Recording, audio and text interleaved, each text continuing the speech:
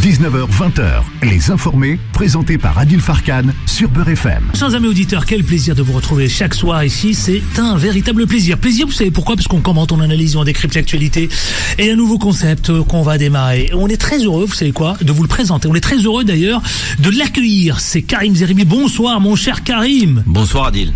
Un frère, un ami, un confident. Et c'est un honneur que vous soyez. On va se tutoyer, non? C'est plus simple, je crois, parce que ça.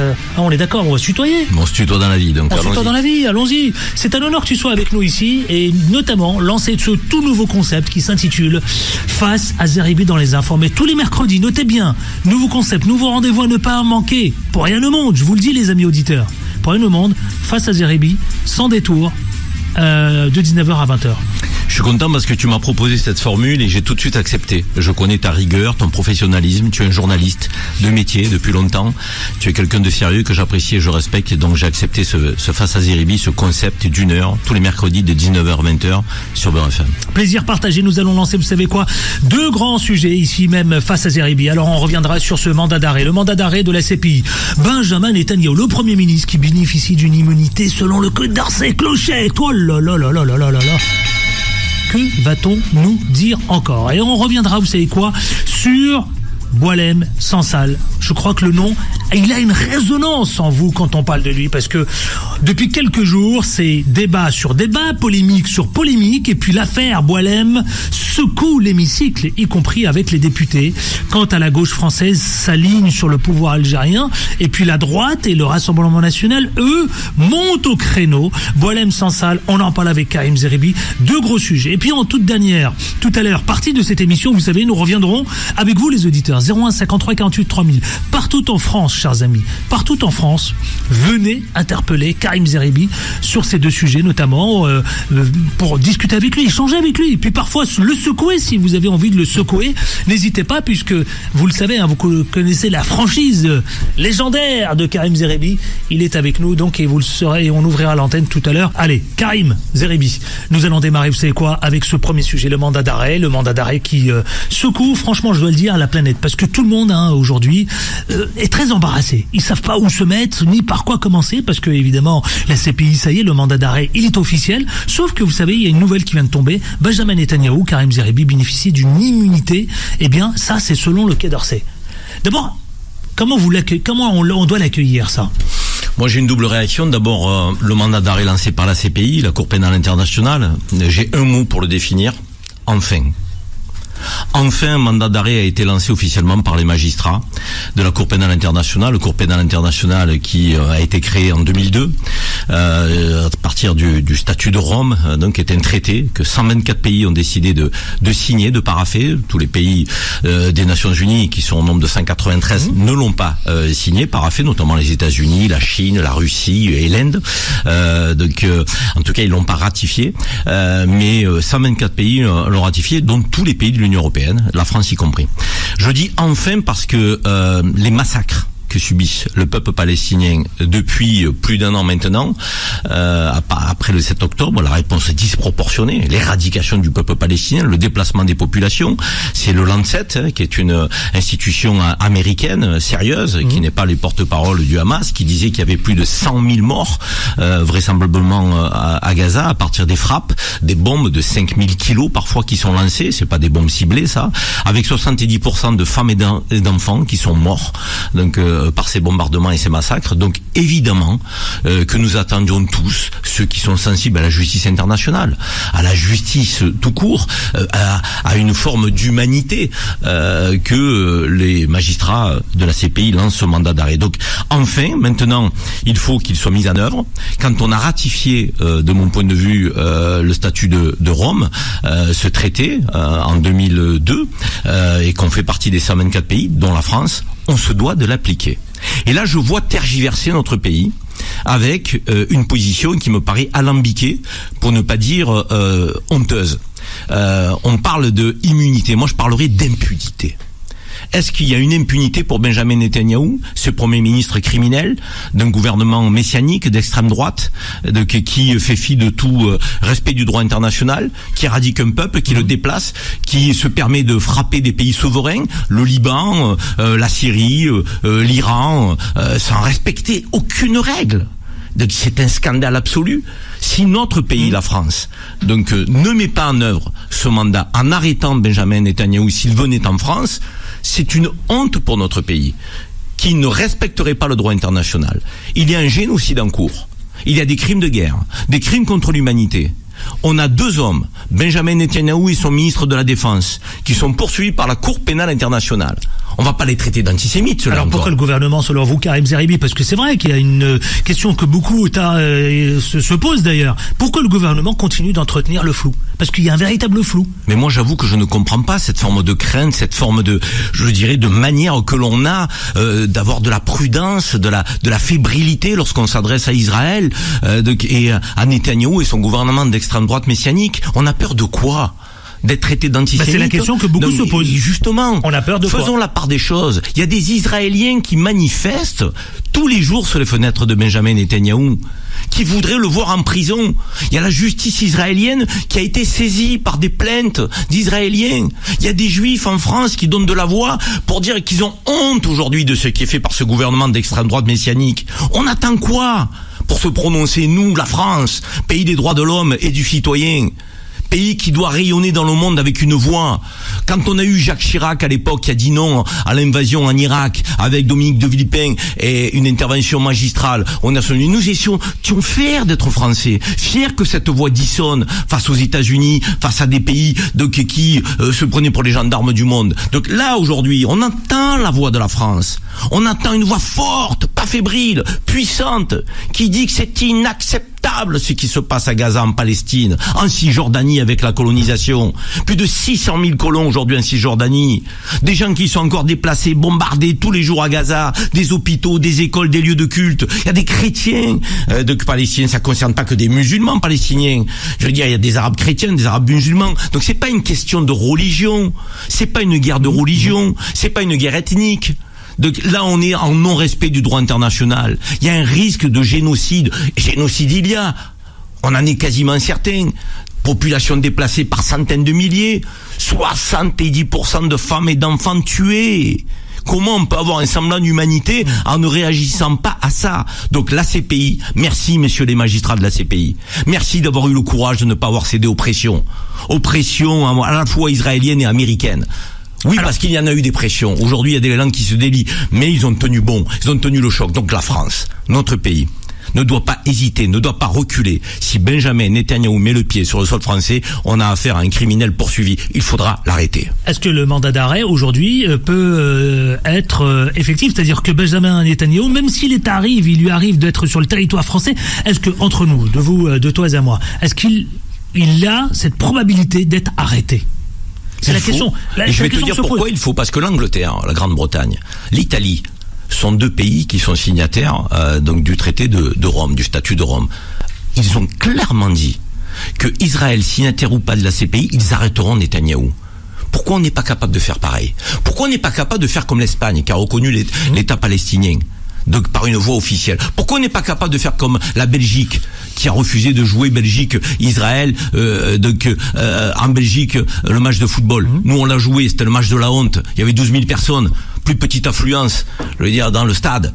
Alors qu'on a sanctionné les sportifs russes aux Jeux Olympiques. Mais là, on s'est dit, non, faut pas faire de politique. Alors au JO, on fait de la politique pour les Russes, mais là, pour France-Israël, on fait pas de politique pour Netanyahou. Donc, à un moment donné, il faut qu'on arrête de reculer. Il faut qu'on arrête. On a peur de quoi?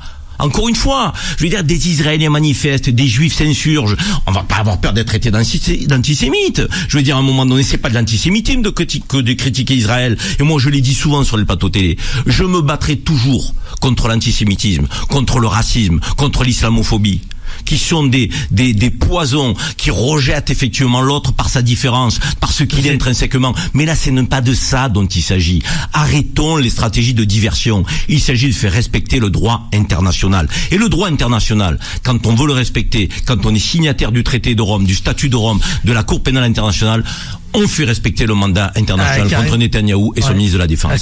Karim Zeribi, sauf que qu'est-ce qu'on est faible, mon ami. Quand on a humilié la France avec les gendarmes qui ont été mis à terre donc à Jérusalem, mis à terre les gendarmes français par les policiers israéliens. Où tu as entendu les voix de la France, toi? Qu'est-ce qu'on était timide. Le ministre des Affaires étrangères, Jean-Noël Barrot. Il a été timide, le Jean-Noël Barrot, et il est encore plus aujourd'hui. Je veux dire, à un moment donné, il va falloir sortir de sa torpeur, de sa timidité, pour dire ce qu'est la France, ce que nous sommes, en termes de valeurs, de principes, de grandeur. Respecter le droit international, respecter l'humain et l'humanité. Certains considèrent que la France, Karim Zeribi, se plie une fois de plus aux exigences de Benjamin Netanyahou, en choisissant lui, plutôt que la justice internationale. Mais il fait ce qu'il veut, de toute manière. Et ils sont nombreux. Depuis plus d'1 an, il fait ce qu'il veut. Il bombarde quand il veut, où il veut, et il éradique un peuple, il frappe des populations vulnérables, donc on a des bombes qui sont lancées, un bâtiment qui s'écroule, des populations qui essayent de fuir, et il y a des drones qui arrivent et qui mitraillent des enfants qui sont blessés, qui sont à terre. Mais c'est l'humanité, ça. C'est la civilisation qu'on veut incarner, ça. À un moment donné, faut quand même qu'on soit d'accord avec nos principes. Faut qu'on arrête avec cette approche à géométrie variable. On a diabolisé Poutine et on va immuniser Netanyahou. Je suis désolé, moi. Je veux dire, à un moment donné, quand tu bafoues le droit international, tu t'appelles Poutine ou Netanyahou, ce sont les mêmes règles. On a mis un embargo sur la Russie. Et là, on continue de livrer des armes à Israël. Mais où va-t-on, Adil? Mais dans quel monde vit-on? Il y a un terme qu'on utilise souvent, c'est le volte-face. Mais c'est plus que le volte-face, c'est une approche sélective, à géométrie variable. On va pleurer les morts d'un côté, mais on va les ignorer de l'autre. On va faire preuve d'indifférence pour le peuple palestinien, mais on a encore à la bouche aujourd'hui le 7 octobre et les 1200 victimes israéliennes que nous avons pleurées, condamnées, cet acte-là. Mais depuis, quand vous avez plus de 100 000 morts, ça veut dire que 100 000 Palestiniens ne valent pas 1200 Israéliens. On fait quoi? Une compétition mortifère? Une compétition du drame? À un moment donné, il faut qu'on arrête, je veux dire. C'est insupportable, cette approche à géométrie variable. On parle de plus en plus d'un cessez-le-feu, notamment au Liban. La négociation s'est faite avec le Hezbollah. Le Hamas se dit prêt aussi à une négociation d'un cessez-le-feu. Karim Zeribi. Aujourd'hui, la justice... Oui, enfin pour le cessez-le-feu, nos amis, nos frères libanais. Un cessez-le-feu permanent. Nos frères libanais qui ont été bombardés, moi je les ai défendus, j'ai une pensée pour eux, ce petit pays qu'il faut protéger. C'est un pays où il y a plusieurs religions. Tu as des sunnites, des chiites, des chrétiennes, des druzes. Donc c'est un pays qui aujourd'hui veut faire unité. C'est un pays qui est solidaire aussi du peuple palestinien. Et c'est un pays qui veut vivre en paix, en toute tranquillité, qui doit se développer parce qu'il va mal. Le Liban va mal, économiquement parlant et autres. Donc bombarder le Liban, ça fait partie des crimes effectivement de guerre de Netanyahou. Sur Gaza, à l'identique, on continue la politique de colonisation en Cisjordanie, on continue de bombarder Gaza, c'est insupportable. Le Hamas, plusieurs fois, s'est dit favorable à un cessez-le-feu. Et on a aujourd'hui des documents qui émergent par la voie de la justice israélienne, donc qui démontrent que Netanyahou a utilisé des documents sous la forme d'un mensonge, donc pour dire effectivement qu'il ne pouvait pas signer un cessez-le-feu, alors que toutes les conditions étaient réunies. Il se fout des otages israéliens.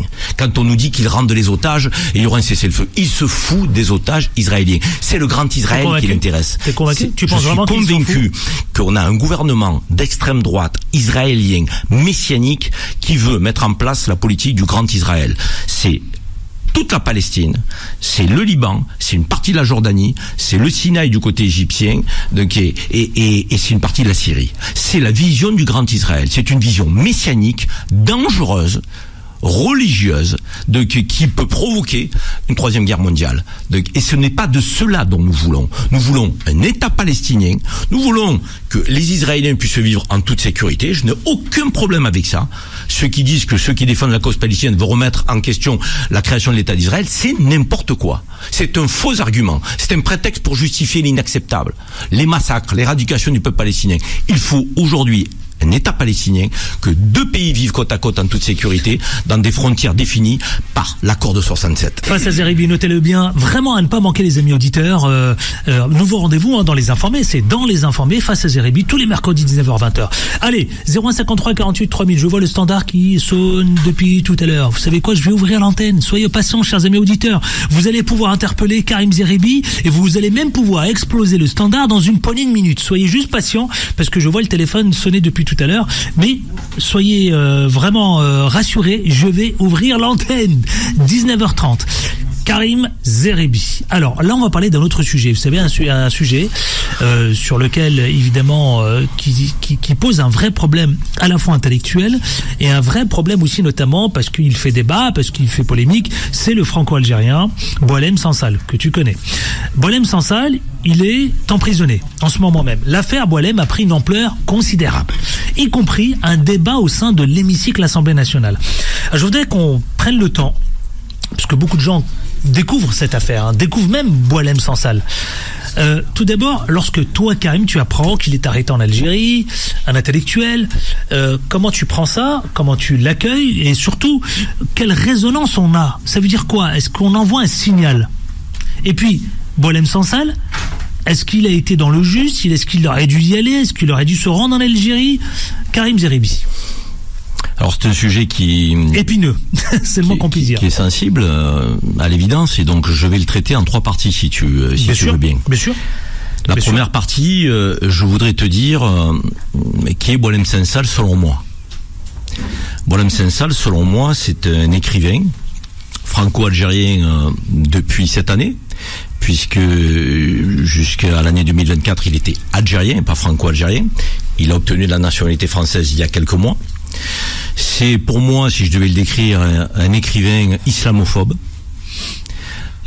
qui diffuse un message de haine contre l'Algérie, qui est négationniste sur le plan historique et qui est plein de contre-vérités contre le pays qu'il a vu naître, qui lui a offert aussi d'effectuer une carrière, parce qu'il a été dans l'administration algérienne à un moment donné. Et lorsqu'il est arrivé en France, il a décidé d'être un fervent, je dirais, partisan d'un message de haine, de rancœur, contre les musulmans, pas contre l'islamisme. Ayant vécu, dit-il, la décennie noire, il voit des islamistes partout, et il considère que l'islam est une religion qui n'est pas respectable.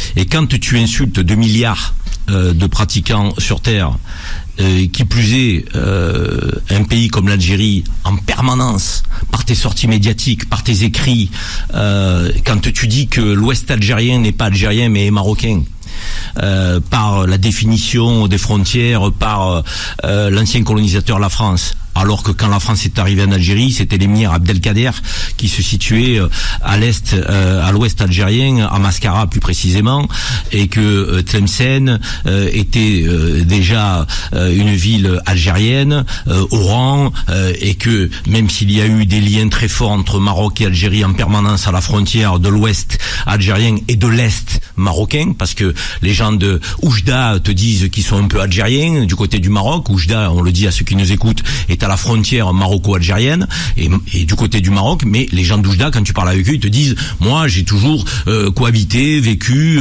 avec des Algériens. Et du côté de Marnia par exemple, qui est de l'autre côté, la frontière algérienne, qui est à l'ouest de l'Algérie, ils te disent pareil, j'ai toujours vécu avec des Marocains. Donc, il essaye d'enfoncer un coin entre le peuple marocain et le peuple algérien. Il faut pas tomber dans ce piège, je le dis à ceux qui nous écoutent et qui sont d'origine algérienne et marocaine.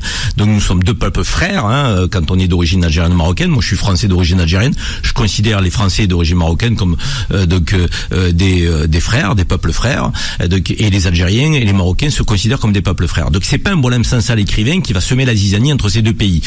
Ce négationnisme-là porte atteinte à l'intégrité territoriale de l'Algérie. C'est une atteinte sur le plan juridique lorsque tu es islamophobe et que tu insultes l'islam, pas l'islamisme. L'Algérie a combattu l'islamisme pendant 10 ans. Donc c'est pas à l'Algérie qu'on va expliquer qu'il faut combattre l'islamisme. Ils l'ont combattu. L'Algérie est sortie vainqueur de ce combat contre l'islamisme, qui a fait des ravages, des milliers de morts.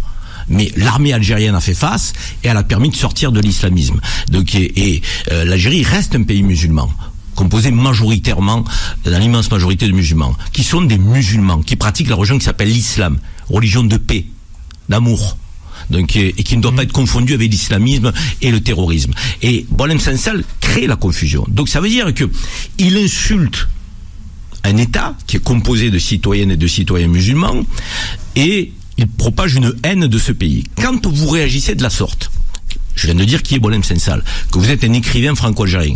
Vous avez la liberté d'expression en France. Et certains se réjouissent même qu'il salisse l'Algérie à longueur de journée lorsque il ouvre la bouche, parce que certains ont une forme de nostalgie contre l'Algérie en France. Je parle plutôt de la droite et l'extrême droite. Et d'ailleurs, on voit ses soutiens, Adil. Qui sont ces soutiens? Ils se situent plutôt à l'extrême droite. Alors curieusement, des gens qui ne reconnaissent pas comme Français à part entière des Franco-Algériens sur le territoire national, qui pour beaucoup ont fait leur place dans la société française. Comme par hasard, Boualem Sansal est leur ami. Ils l'adorent. Mais ils l'adorent pourquoi? Parce qu'ils défendent des libertés ou parce qu'il insulte l'Algérie? Mais évidemment, c'est parce qu'il insulte l'Algérie. Karim Zeribi, pourquoi les politiques français, justement, se sont mobilisés en masse, c'est pas juste le RN, en masse, et d'ailleurs sont même montés au créneau pour sa libération, et même ils réclament la libération. Mais est-ce que l'Algérie, je pose une question à ceux qui nous écoutent. Est-ce que l'Algérie est un pays souverain? La réponse est oui. Bon, est-ce que c'est un pays indépendant aujourd'hui? Vous avez la réponse. Un pays indépendant et souverain, il a des lois. On est d'accord, jusqu'ici, comme tout pays. Quand la France va chercher un syndicaliste CGT qui défend la Palestine et qui est arrêté en garde à vue, mis en examen, condamné dans le cas de la prison parce qu'il défend la Palestine, et qu'on dit qu'en défendant la Palestine il fait l'apologie du terrorisme, c'est la loi française. Est-ce que l'Algérie a critiqué la France par ce traitement à ce syndicaliste? Est-ce qu'elle a dit atteinte à la liberté d'expression? Non. Elle a dit la France est souveraine, je fais pas d'ingérence. Bon, même si on n'est pas d'accord avec, c'est les lois françaises. L'Algérie a des lois. Tu mets à mal l'intégrité territoriale, tu propages la haine, donc tu as un discours islamophobe. L'Algérie va faire quoi? Elle va accueillir Boualem Sansal comme, je dirais, un grand écrivain, alors qu'à longueur de journée, il crache sur ce pays. Moi, je vais te dire, je m'interroge, pourquoi Boualem Sansal est allé en Algérie? Avec ce discours anti-islam, encore une fois, pas islamiste, que les choses soient claires. Moi, je combats l'extrémisme religieux d'où qu'il vienne, de quelque religion que ce soit, parce que l'extrémisme religieux est dangereux et qu'on doit respecter la liberté de conscience de chacune et de chacun, de croire ou de ne pas croire. Sansal a le droit de critiquer l'islam s'il le souhaite, pas d'insulter les musulmans, de critiquer l'islam s'il le souhaite. Il a le droit de ne pas être musulman, d'être athée ou d'être autre chose. Il n'y a pas de problème avec ça. Mais quand, encore une fois, toute la journée, dans tes écrits, dans tes prises de parole, dans tes visibilités médiatiques, toutes tes sorties médiatiques, tu insultes un peuple et un pays. Qu'est-ce que tu vas y faire si ce n'est créer un incident diplomatique? Il rentre dans le cadre de la loi. Alors après, moi, si tu me dis, si tu avais été aux responsabilités à la place des Algériens, qu'est-ce que tu aurais fait? Ben moi, je l'aurais expulsé. Je l'aurais interdit de rentrer du territoire et je le déchois de sa nationalité. Pour moi, Boualem Sansal, l'Algérie devrait le déchoir de sa nationalité. Vous savez, c'est un thème qu'on a souvent utilisé ici. C'est pour ça que je me repose la question. On a souvent utilisé ici, dans le débat politique français, on va déchoir de la nationalité les binationaux, donc qui ne respectent pas les règles. Ça a fait l'objet d'ailleurs d'un grand débat. Bon, c'est un grand débat. Et même les socialistes étaient prêts au déchoiement de la nationalité. Mais moi, je dis qu'il faut le déchoir de sa nationalité algérienne et l'interdire de rentrer en Algérie. Vous êtes catégorique. Tu es catégorique. Mais à partir du moment où il porte atteinte à l'intégrité territoriale de ce pays, où il insulte les musulmans, où il propage la haine de l'Algérie, tu vas pas laisser quelqu'un qui porte tout ça en lui rentrer dans ton pays. La France protégerait ses frontières, elle se protégerait d'un individu pareil. Quelqu'un qui critique la France toute la journée, qui insulte la France, qui insulte les Français croyants, chrétiens, catholiques, quelqu'un qui est négationniste avec l'histoire de France, qui explique que le sud de la France c'est italien, c'est pas français. Tu vas pas dire merci, je t'en l'autre joue, vas-y, continue de nous insulter. Ben non, on va te dire, mais monsieur, vous n'êtes pas français quand vous parlez comme ça. Je vais vous déchoir de votre nationalité. Et puis peut-être que je vais vous expulser par la voie de ma justice. Mais l'Algérie a le droit, à un moment donné, de décider que Boualem Sansal a dépassé les limites, a dépassé les bornes. On peut respecter ce pays, l'Algérie, quand à un moment donné, il applique son droit, même si on n'est pas d'accord avec. On va toujours faire de l'ingérence dans les affaires algériennes, juger la politique de l'Algérie, juger l'armée algérienne, juger ce que fait la justice algérienne. À un moment donné, ce pays est indépendant depuis 62 ans, il est souverain, il a des règles. On n'est pas d'accord avec ou on est d'accord, c'est pas le sujet. Respectons-le. Moi, j'ai l'impression qu'en France, il y en a certains qui créent la polémique sans arrêt avec l'Algérie. Ils ont quoi? Une nostalgie? Ils ont un problème avec ce grand pays? Je veux dire, on peut ne pas être en accord, encore une fois, porter une critique objective et autres. Mais là, on est dans l'irrationalité. Tu dis Algérie, waouh. Tu dis Français d'origine algérienne, aïe. Sont-ils vraiment Français, sont-ils Algériens? Quand c'est un Français d'origine arménienne, tu te poses pas la question. Quand c'est un Franco-Israélien qui va faire, qui rentre dans l'armée de Tsahal et qui va se battre pour éradiquer le peuple palestinien, tu dis pas je vais le déchoir de sa nationalité française. Quand il revient de ce massacre, il va revenir, on va le considérer comme français. Ce deux poids deux mesures que j'évoquais tout à l'heure sur Poutine et Netanyahou, c'est le même dans la société française. On ne traite pas les pays de la même manière. On ne porte pas le même regard sur les Français en fonction de leur origine. Est-ce qu'on a une explication d'une telle mobilisation des mais encore une fois, qui se mobilise le plus? C'est Marine Le Pen qui fait des tweets, c'est Bardella. Tout d'un coup, ils aiment les Franco-Algériens. Mais ils aiment les Franco-Algériens quand ils crachent sur l'Algérie. Ils aiment les Franco-Algériens quand ils diffusent la haine de l'islam et du musulman. C'est ça qu'ils aiment en sens-sale. C'est pas la plume de l'écrivain. C'est pas la défense des libertés. Faut qu'on arrête de se raconter des histoires. Moi, cette instrumentalisation, j'en ai assez. Aujourd'hui, Boualem Sansal, il alimente un fonds de commerce qui est celui de l'extrême droite et d'une partie des pseudo-intellectuels réactionnaires. Donc il y a des pseudo-intellectuels réactionnaires qui ont envie d'entendre Sansal. Et quand Sansal parle, il dit, vous savez, il est algérien lui. C'est lui qui dit que l'islam est pas une religion qui traite les femmes et les hommes de la même manière. C'est lui qui dit que l'islam est une religion violente. C'est lui qui dit que l'islam est le terreau du terrorisme. Comme c'est lui qui le dit, il faut le croire. Oui. Donc il se sert de ce genre d'individus. Donc il monte au pinacle pour pouvoir critiquer plus facilement, insulter, propager une forme de haine. La France et l'Algérie ont une relation qui est inéluctable, qu'il faut créer un pont là où certains veulent élever des murs. Oui, il y a des tensions diplomatiques. Oui, il y a une histoire douloureuse, mais notre relation est inéluctable. Notre histoire est inéluctable. Il y a 5 millions de Français d'origine algérienne en France. Et il y a énormément de Français pieds noirs, séfarades, qui ont vécu en Algérie, qui n'ont pas de haine de l'Algérie. Il faut qu'aujourd'hui les gens de paix, les gens positifs, les gens qui veulent se respecter, s'unissent et mettent à mal ces Boualem Sansal, pseudo-écrivains islamophobes qui propagent la haine. Alors moi, je ne souhaite pas qu'il passe 15 ans ou 20 ans de sa vie en prison. Je n'ai pas dit ça.